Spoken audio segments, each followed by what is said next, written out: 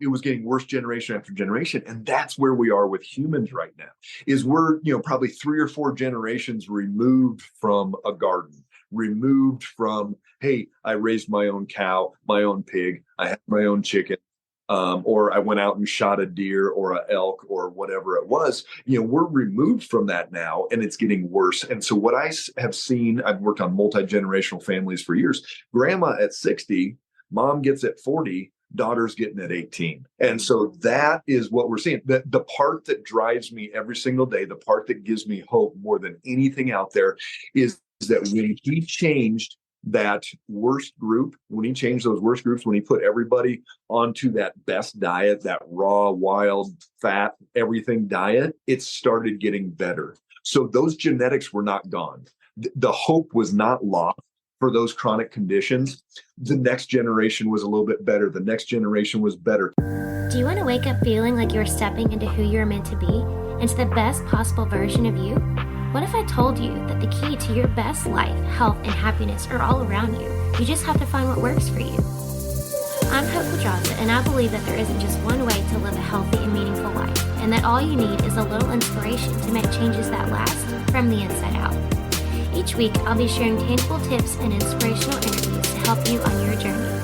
These are the steps to take to improve your life and live with purpose. This is Hopeful and Wholesome.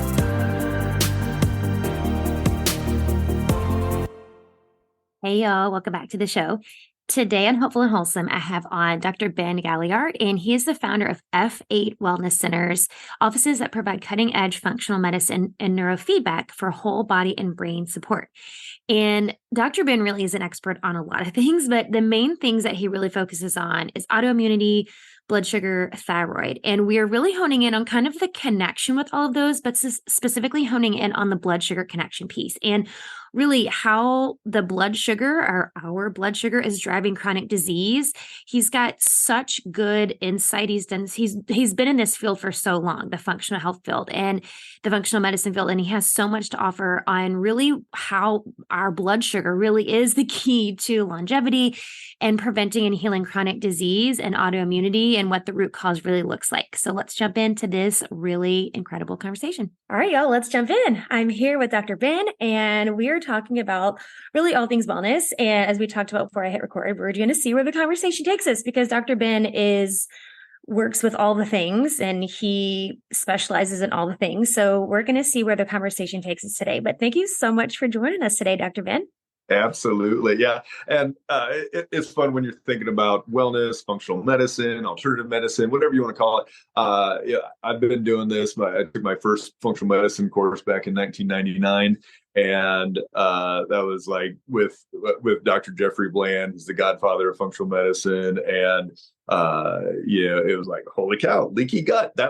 What are you even talking about? And, all these different things. And so it's been so fun to just see it.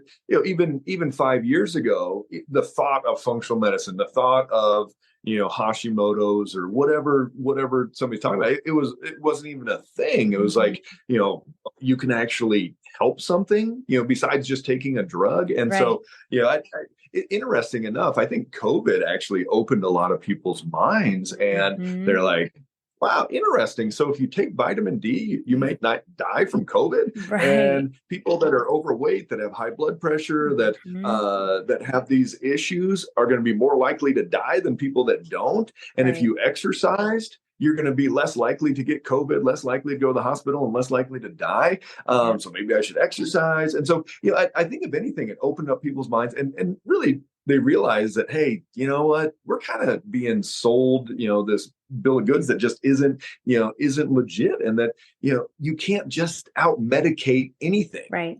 Maybe you get, this cut in your toe and you've got an infection and you got to take your antibiotic. Sure. Okay. Don't chop off my toe. Give me an antibiotic and fix that. But, besides that, we're talking chronic diseases, chronic conditions. Traditional medicine fails miserably. And that's where you've got to know the physiology. You've got to know the whys. You've got to know the systems and how they all connect together. And that's what the thought process has to be moving forward. Because right now I've got three 15-year-old girls and one 16-year-old girl that we're working on. They all have multiple autoimmune conditions. One of them is already in the diabetic range, Oh, that's not crazy. type 1 diabetes, Yeah. type 2 diabetes, Yeah. and they have multiple autoimmune. And you're like, holy cow, what's the next generation going to be like? Right. Because Right. it was, their moms were like 40 when they started getting their autoimmunes. Mhm. Now we're seeing it in their teens. I mean, Yep. our kids, in 5 years, are kids going to be born with autoimmune already? I mean, Right. it's going to get crazy It unless is we take some crazy. time back. Yeah. And I would love to get your, because so you've seen, I mean, you've kind of seen the evolution of functional medicine for, a few decades here. I mean, you started in the late 90s. So like, okay, the world of functional medicine kind of opened up our eyes to some, like you mentioned, leaky gut as an example, like the root cause of some things, right? So in my head, it's like, okay, we've come so far in the past, however many years that is, 20, however many, 30, however many years it is. Almost 25 years. Yeah. So we've come so far from then. And I do think like, and I agree with you. I think COVID really opened our minds to a lot of things and in terms of like preventative things and all that. And you would think like, okay, we have kind of this broader perspective on wellness and like getting to the root cause. But then to your point, you've got these teenage girls who are coming in with multiple autoimmune diseases.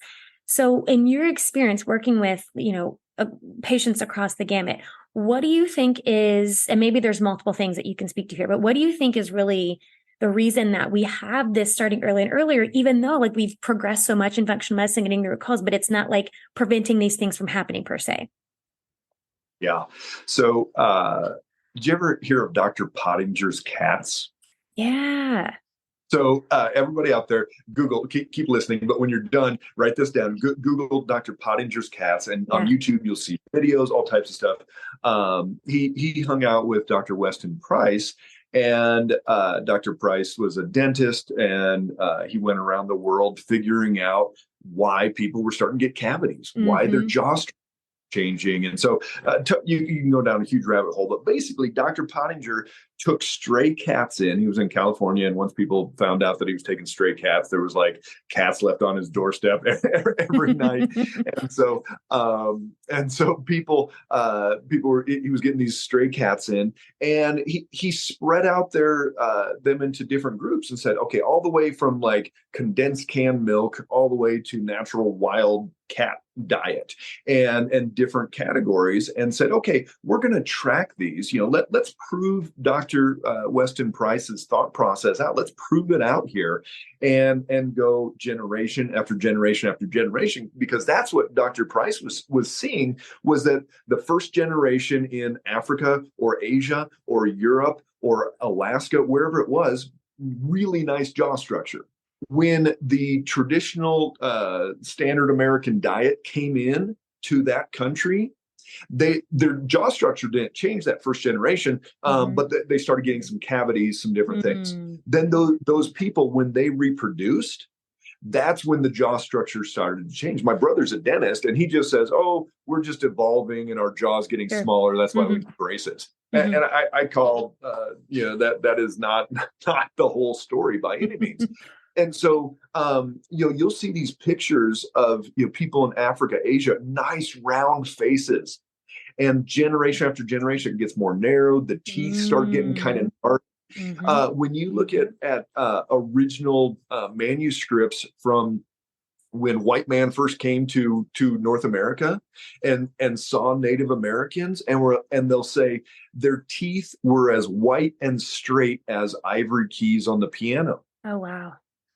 They were not having, they're like, they're losing teeth and cavities and their jaw structure is changing. No, that they were eating their wild natural diet. So anyways, getting back to the cats. So these cats, generation after generation, the ones that had the natural wild, good fats and all these different things, they maintained their catness and didn't have diseases and all these different things. The ones that had the worst diets, the more processed diets, they started developing different conditions, and they started their jaw structure started changing, their bone structure. They started getting thinner bones. They started getting narrower nasal passages and having sinus issues. They started developing cancer, all these different things. And what was really interesting was that generation after generation after generation, it was getting worse and worse and worse. And this is where we are. By the third generation with those cats, third, fourth generation, it was like, their reflexes were changing. There was a cat hanging on to the side of the cage, basically, and he flicked it off and it kind of landed. It couldn't land like a cat normally would. And, Right. All these things started happening. And so it was getting worse generation after generation. And that's where we are with humans right now, is we're, probably 3 or 4 generations removed from a garden, Right. removed from, hey, I raised my own cow, my own pig, I had my own chicken, or I went out and shot a deer or an elk or whatever it was. We're removed from that now, and it's getting worse. And so what I have seen, I've worked on multi-generational families for years. Grandma at 60, mom gets at 40, daughter's getting at 18. And so that is what we're seeing. The part that drives me every single day, the part that gives me hope more than anything out there, is that when he changed that worst group, when he changed those worst groups, when he put everybody onto that best diet, that raw, wild, fat, everything diet, it started getting better. So those genetics were not gone. Right. The hope was not lost. Right. For those chronic conditions. The next generation was a little bit better. The next generation was better. He was able to reverse chronic conditions that had been developed because of the poor diet and everything else. And that's what inspires me every single day is Dr. Ponder, not the sad part of generation after generation of disease, but that we can actually improve. Yeah. And I think that's a huge point, is like the epigenetics piece in that, where people think like, they contract these chronic diseases and it's like, I'm doomed for life. But there is this piece where it's like, oh no, like there are things you can do to, turn off and turn on those genes. Like they're still there. Like you're saying, they're not gone. It's just a matter of the steps to take to like flip those switches. Right. So with these girls, I'm just thinking of these girls that you were talking about. And I see that so often too, because I work with mostly adults, but then lately I've been working with like my clients' kids, and it's just crazy. The number of things that are going, it's just crazy. And so for the blood sugar thing, because you mentioned diabetes, can you just talk a little bit about the importance of stable blood sugar? Because I feel like this conversation is coming up more and more. In fact, this naturopath I follow on Instagram posted something yesterday or the day before about insulin resistance, and how she was like, all of y'all think just because you have a good diet that you're not, at risk for insulin resistance, but there's so much more to it than just what you eat. Right. So can you talk about the kind of the blood sugar situation and how that is contributing to so much of these chronic things that are going on in our bodies? Yeah, absolutely. So I wrote a book called Blood Sugar Doesn't Lie. It's a huge part of what we do every day. So, I'm not going to say I'm an expert, but I've seen a lot of stuff. An expert. You can say you're an expert.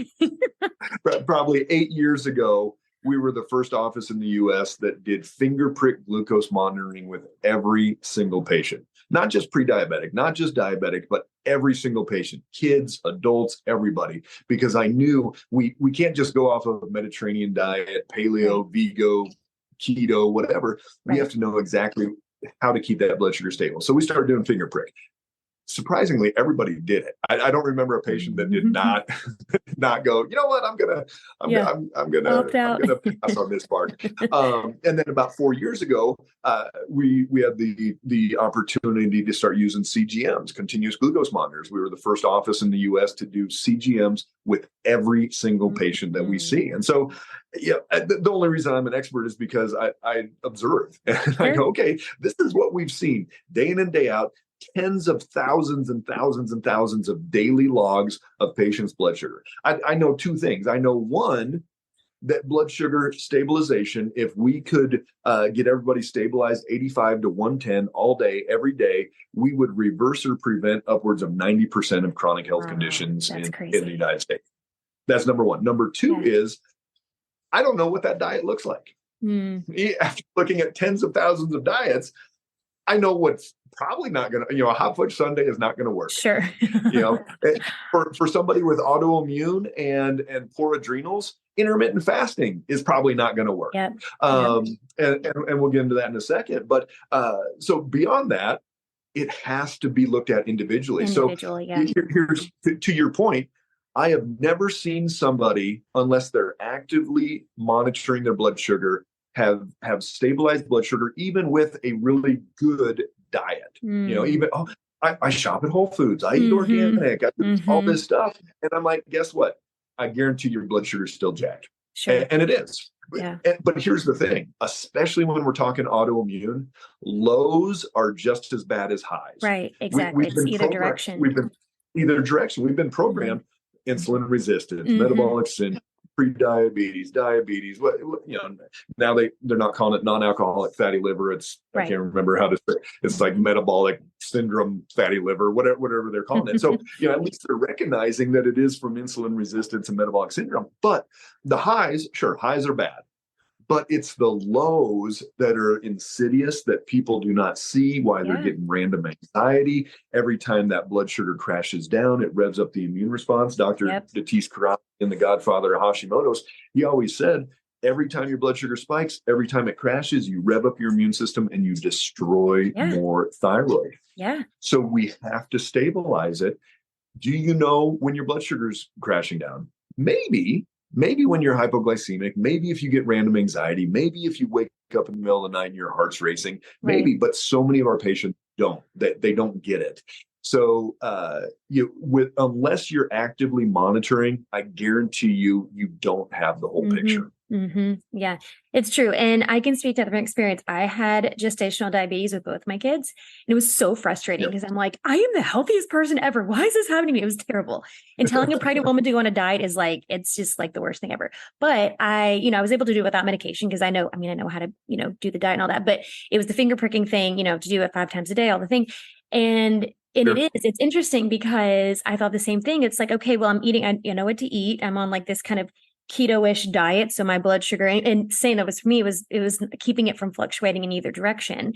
And it's crazy because, you think you're eating, because healthy, I'm using air quotes here, healthy things can still cause blood sugar spikes. And then for me, it was also because kind of, you mentioned this when you're talking, and the gal that I was talking about, the Instagram post, she was saying the same thing. Chronic stress is also like affects your blood sugar. So it's going to affect your insulin level. So like there's multiple factors at play.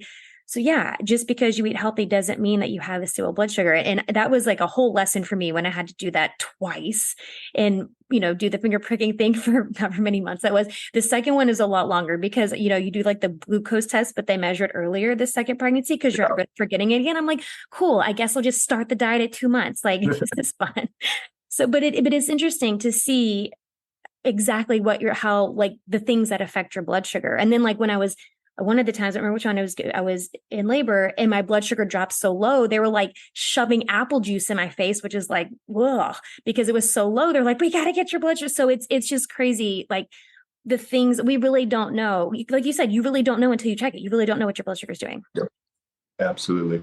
One of the things that really worries me right now is the whole semaglutide, Ozempic weight loss drug. Oh, Lord. Yes. And I was talking to a patient. She works for the health insurance industry, and they actually, I can't remember if it was Aetna, one of the big ones. They had a huge round of layoffs, and it's because they're spending so much. They're paying for so many of these prescriptions that their profits are going down dramatically. But that's a whole nother story. That's insane. But it just shows how many people are getting on these drugs. And if you go on, I was just on social media yesterday, a gal that talks about insulin resistance, PCOS, some of that stuff. She's like, she just started her Ozempic journey, and she's feeling so great, and her food thoughts are going down. And I mean, I just read through comments because I'm curious. What are people? And they were, I'm losing 50, 60 pounds, 70 pounds, 80 pounds. Yep. It's so great, but that's not the whole story. The FDA just came out, I don't know if you saw that last week, and have a big warning on Ozempic now for extreme hypoglycemia. So guess what? If you have an autoimmune disease and you're taking a semaglutide, you absolutely have to be tracking your blood sugar, because if you are going down, if you're crashing down, you're revving up your immune system and you'll destroy more tissue, period. Yeah. And then the other side is that Ozempic and those drugs, they cause the pancreas to secrete more insulin and kick that out. So if somebody's already been insulin resistant, they already had PCOS, they've already been producing too much insulin at various times. Now they're going to be driving that pancreas even more. Then my concern long term is are we pushing them more towards a type 2 diabetes where the pancreas gives out and isn't able to keep producing? So there's a lot of concerns, and it seems great, and people are like, oh yeah, this is a game changer, and so everybody should be doing it. And besides all the other side effects of digestion, all types of stuff, but I'm really worried about driving that blood sugar too low, especially for autoimmune. Yeah. Yeah. Well, and then it's like you're causing a whole other set of problems.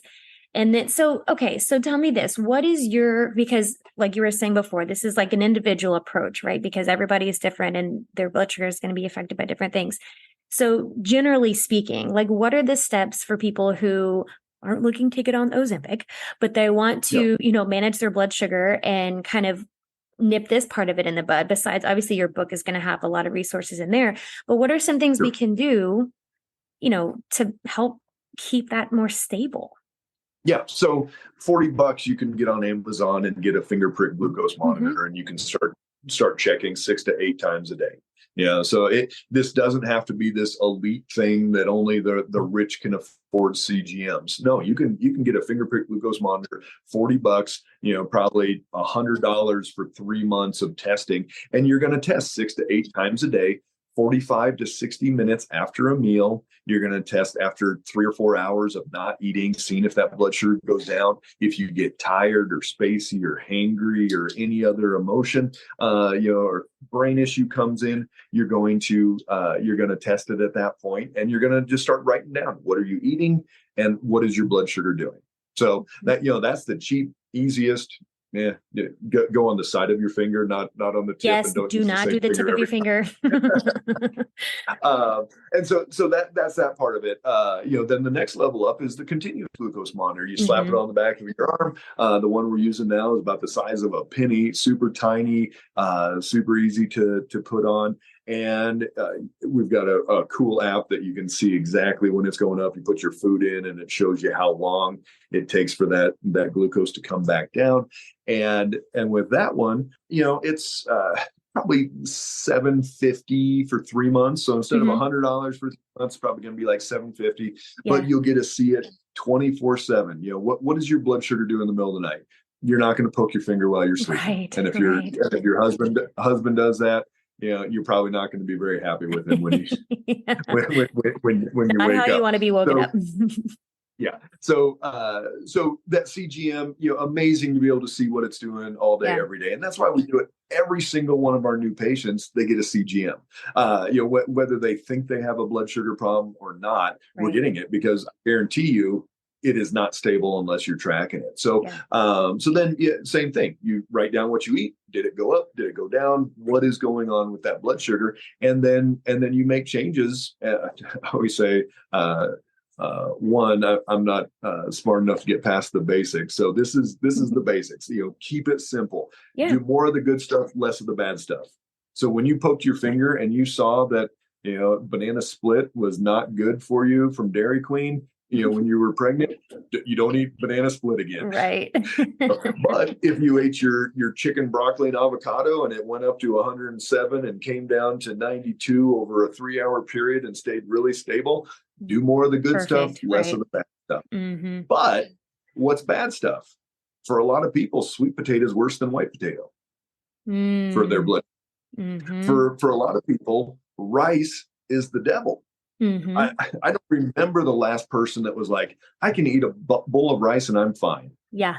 And we're talking like 180, 200. And we're talking people that are of Asian descent, Central America, Mexico, Africa, places that have eaten rice. There's probably 4 billion people a day that eat rice multiple times a day in this world. But they're probably also in the field working hard and doing hard labor as well. Where if you're sitting at a desk and eating rice 3 times a day, that is a no-go.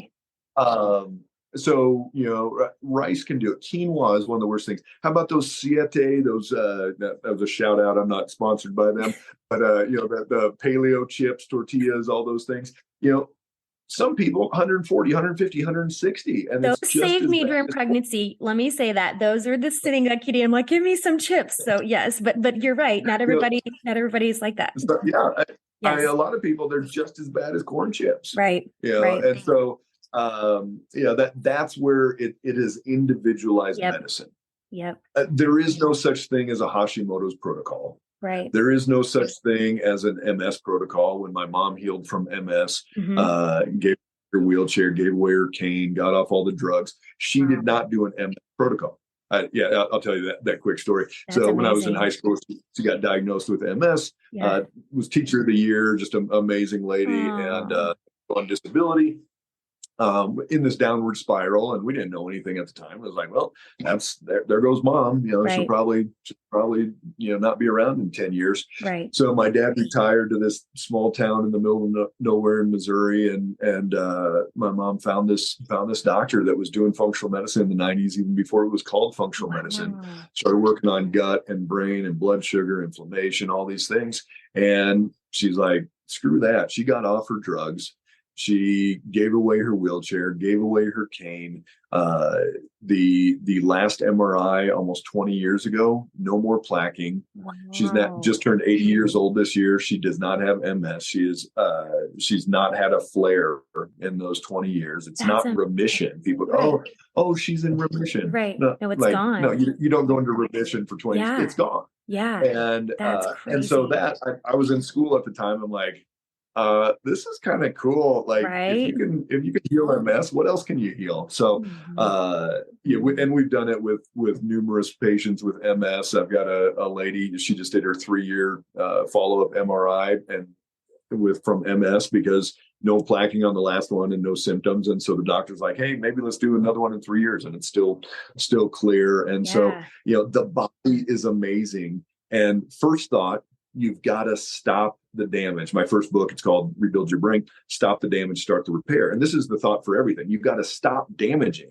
Right. You can't I got rheumatoid arthritis, take glucosamine chondroitin. Well, no, that's not going to fix it. You got to, if you're still attacking, you got to stop the damage, whatever's causing that damage. So that's like, if we're talking autoimmune, adrenals, leaky gut, vitamin D deficiencies, environmental toxins, estrogenic events, liver, food allergies, inflammatory process. Stop the damage. And then you can start the repair and say, okay, how are we going to repair joints? How are we going to repair, from what happened with MS and all these things? So, even before starting to think about repairing, you've got to stop what's going on that's causing it.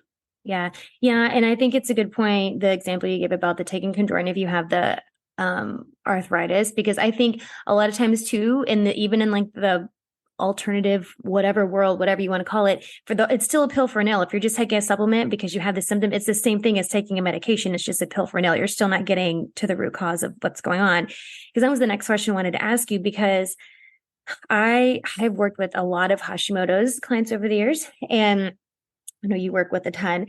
And this is something I see all the time. And I know you talk about this. I've seen you talk about it on social media before, how thyroid meds aren't helping your Hashimoto's. Like that's not how it goes. So can you just speak to that and why? Because, and even like I have friends and family members who have Hashimoto's or their parents have Hashimoto's, and they're just, and they keep having to adjust the dosage of their thyroid meds. And I'm like, oh, okay, this is not, So can you speak to that? So I like to keep it really, really simple when we start thinking about thyroid meds, or people go, what medication should I take for my thyroid? Right. So first of all, you have to understand what this class of drugs are. Well, one, levothyroxine is the most prescribed medication in the United States. So, wow. And it may be between 1 and 2 every year. So, but it's in that top 1 or 2 every year. Hashimoto's is the number 1 most common autoimmune disease in the United States. Coincidence? No, absolutely not. That's why they're there. But here's the deal. Levothyroxine is T4 hormone. There's 2 types of thyroid hormone you can test. There's T3 and there's T4. Levothyroxine, Synthroid, Tirosint, all these different ones are T4. Cytomel, T3. Armor, NP thyroid, Nature thyroid, T3 and T4 combos, or you can get a compounding pharmacy to give you a combo. The thing that I've said on every single one of those is T3 or T4 hormone. So these are hormone replacement. Think about it just the same as rubbing on estrogen onto your arm, taking a testosterone pellet, doing progesterone. It is hormone replacement. Right. Did my mom take levothyroxine T4 hormone replacement to heal her MS? Absolutely not. So it's a hormone replacement. No amount of hormone, so there's two steps to this. No amount of hormone replacement is going to help the thyroid. People are like, oh, it's thyroid medication, or this medication is for my thyroid. Well, how about this? You take out your thyroid. People remove their thyroids all the time, radiate them, surgically remove them. What medication do they give them? Levothyroxine, right? T4 hormone. So is that medication helping their thyroid? And you're like, well, no, it's obvious. No, the thyroid's gone. So it's not thyroid medication.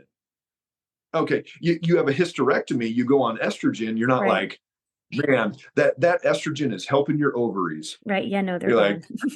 They're gone. So it's not ovary medication. It's not thyroid medication.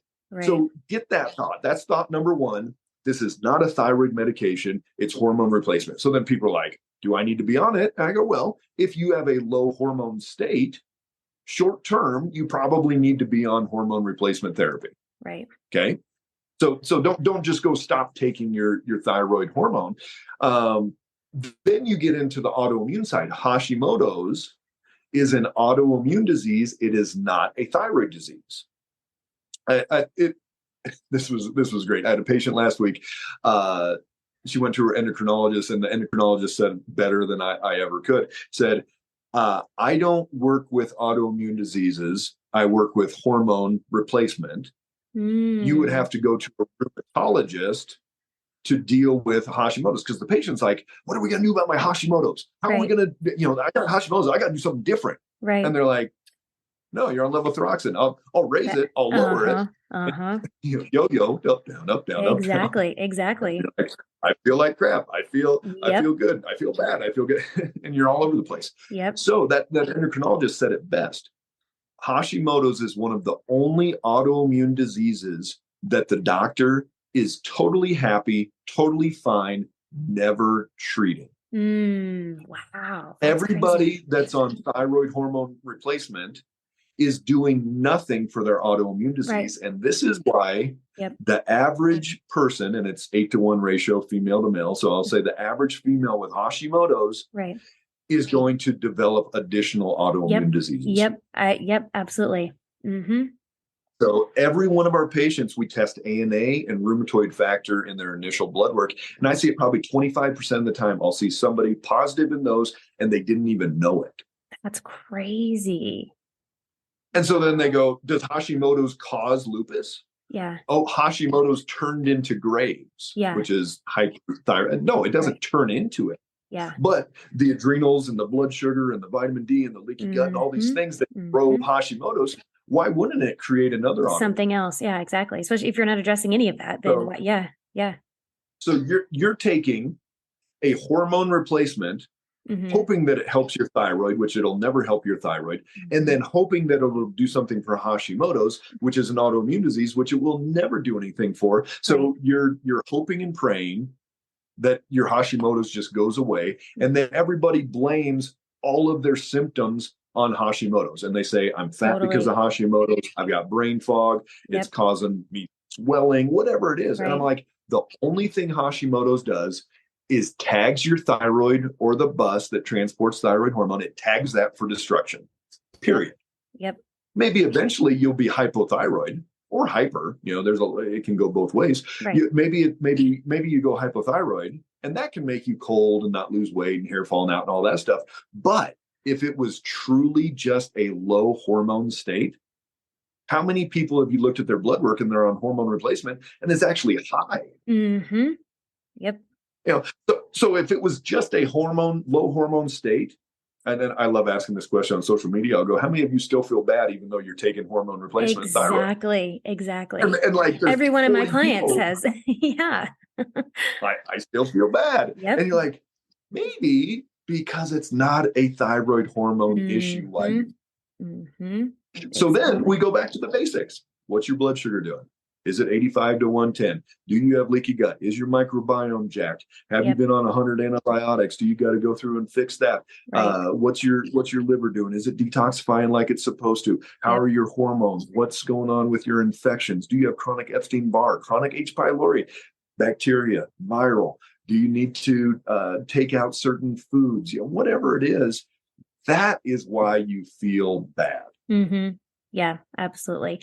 And that is, I mean, I think that's the state of our Western world, like conventionally, right? Is it's like Sure. we're taking all of these medications and everybody still feels like crap. I mean, otherwise, nobody would be coming to you, nobody would be coming to me. Like they've tried the things. It's not like they're not doing anything. They've tried the things and it's still like none of it is getting to the real reason. And if they're just, yeah, I mean, that's crazy that, yeah, it's crazy.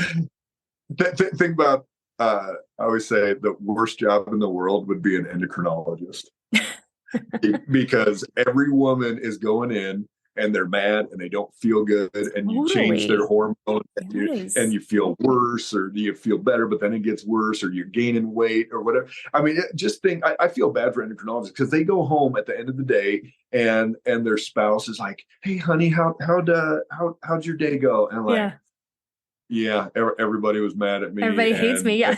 Nobody's doing better. Right. And it's not their fault. They're in a box. Sure. They Sure. are in a box, Yeah. and they can prescribe thyroid hormone replacement. Right. Period. Right. Can they have this conversation that we're doing? Can they look you in the eyes and say, I want to help you fix the underlying why, and I'm going to draw it out, and we're going to run this comprehensive blood panel. We're going to sit down, and I'm going to spend an hour with you, and then I'm going to see you weekly for the next 6 months and help you change your life and do everything possible. Can that happen in that model? Right. Absolutely not. Yeah. It's not how the medical system is set up. Yeah, they're pigeonholed. Yeah. They went to all this extra schooling, got all this extra debt, and they're a glorified hormone script writer. Yeah. And it's sad because there are some very intelligent people out there that know physiology, and if they were given this opportunity of the way that we see things, we could change the world. Yeah, 100%. Yes, absolutely. I love this conversation. And I'm before I have a couple more questions I want to ask you to wrap up. But before I ask you those, do you have any last minute, like top tips, top anything that you want to share with the women who are listening to this conversation with you? Yeah. When we think about any health condition out there, you've got to ask the right questions. You've got to ask the whys. I'll be doing a live on social media, and people are like, what do I take from my Hashimoto's?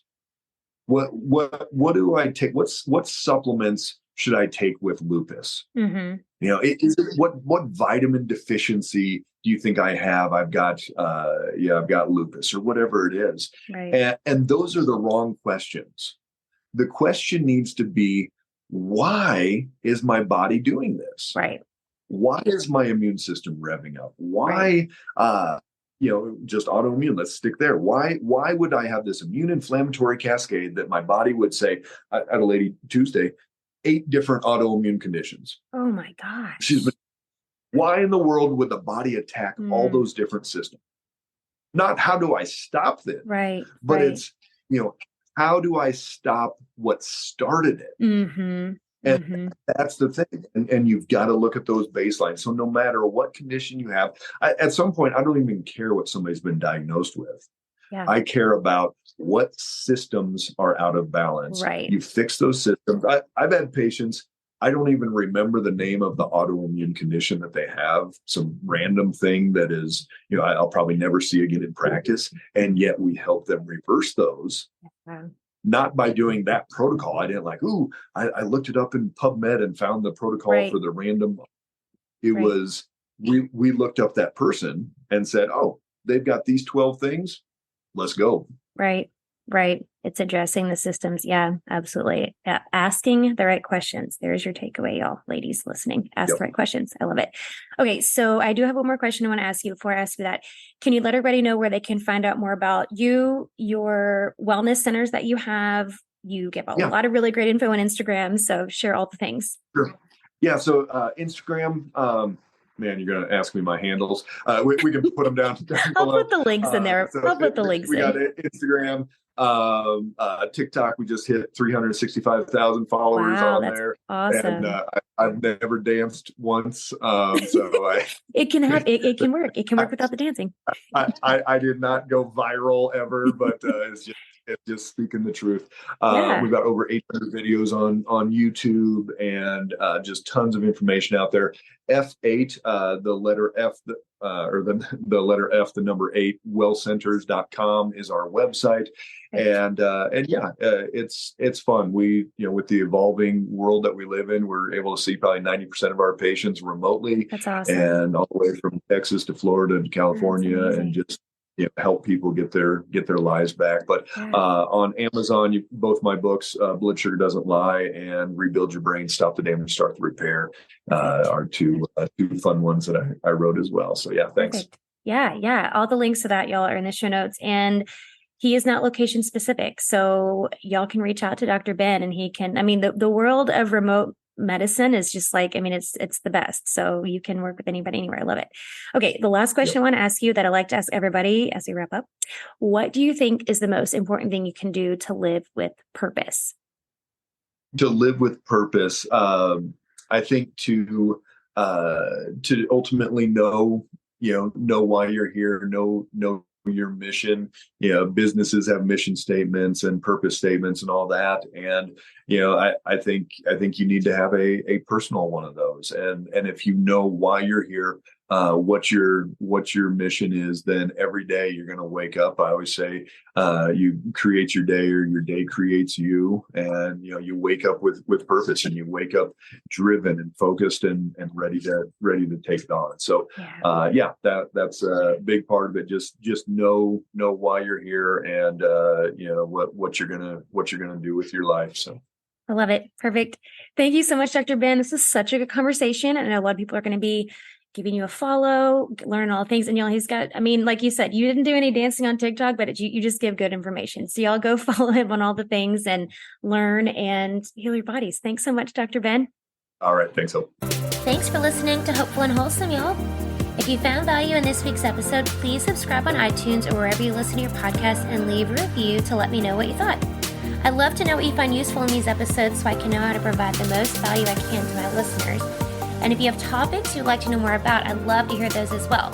So shoot me a message on Instagram, Facebook, or LinkedIn. It's @TheHopePedraza, or you can visit my website, hopefulandwholesome.com. Thanks, y'all.